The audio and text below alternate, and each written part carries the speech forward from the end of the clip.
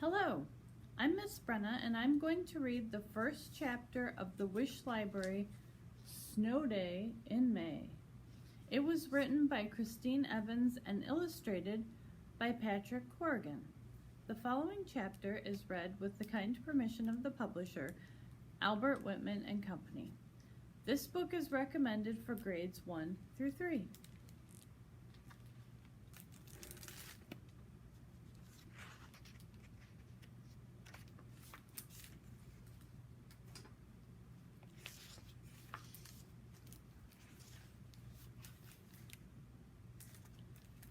Chapter 1, Lucky Pennies.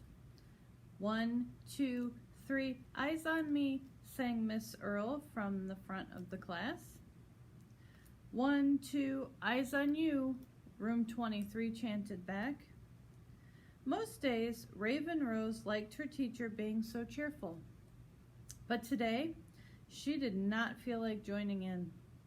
Today, Raven wished Miss Earle would be boring like most grown-ups. Before you head out for recess, remember, tomorrow is Voices from History Day, Ms. Earle said, clapping her hands. I can't wait to hear all about the people you chose. Don't forget your costumes. Raven's hands twisted in her lap. Normally she loved doing projects, but that was when her best friend, Belle Cunningham, was her partner. They'd spent weeks working on their Voices from History project. Belle had practiced being their historical person, Nellie Bly. Raven had painted the portrait and sewed the costumes with Dad. But now Belle was gone, and Raven was going to have to present on her own. She would have to do a lot of things on her own now.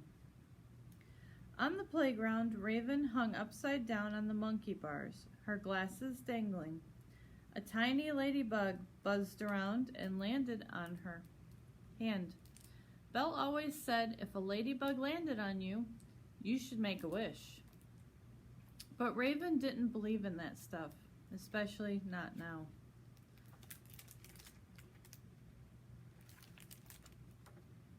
Only a week ago, they had been hanging on the bars together when Belle had told Raven the news. My dad got a new job, Belle had said. We're moving on Saturday. You can't, Raven had told her. We're best friends forever. I'm sorry. Belle had dropped to the ground and run off crying. The thought of school without Belle was terrifying. She had always been the confident one. Being the center of attention made Raven's stomach flip, and not in a fun way like on the monkey bars. Raven's dad called them a perfect pair, like peanut butter and jelly or hot cocoa and marshmallows. A shadow fell across Raven. The ladybug flew away. What are you doing? A voice asked. It was the new kid, Luca Flores. He'd taken Belle's place in class.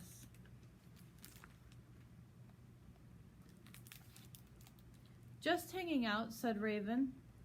Can I join you? Asked Luca. I'm actually finished, said Raven, pulling herself up. She didn't want to hang from the bars with Luca. Even if it wasn't the same now, it had been her and Belle's thing to do together.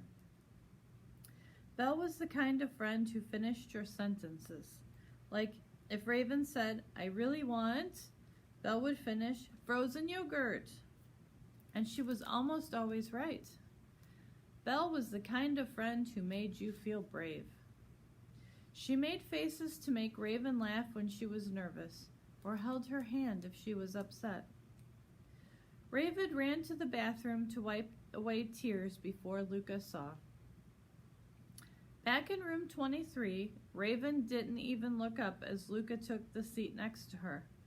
Are you, Luca started to say, but Miss Earle was speaking. I have a fun science experiment to share this afternoon, the teacher said. At least in science, Raven didn't have to present anything. She liked experiments, working out what would happen and learning new facts. Ms. Earl handed out stacks of dull pennies and bottles of vinegar, cola, lemon juice, and water. According to the board, they were going to test which liquid cleans pennies the best. Fill in your worksheets with what you think will happen, Ms. Earl told the class, tapping the board using her wooden pointer with an owl on the end. Then, put a penny in each jar, add lemon juice to one, vinegar to another, cola to another, and water in the last one as your control. Raven filled out her worksheet while Luca examined the materials. I might keep one of these pennies, he said. Why? Asked Raven. You can't buy anything with a penny. No, said Luca, but I could throw it in a well and make a wish. And wishes can be worth a lot. Raven just shook her head. If wishes were real, Belle would have been able to stay. Still, as Raven worked, she thought about what Luca had said. And as she dropped a dull penny into each of the jars, she found herself hoping that just once, something magical could happen. That's the end of our chapter. If you would like to find out what happens next, reserve a copy at your favorite Lake County Public Library branch. Tell us what you thought about the book by writing to us at kids@lcplin.org. Take care. Bye.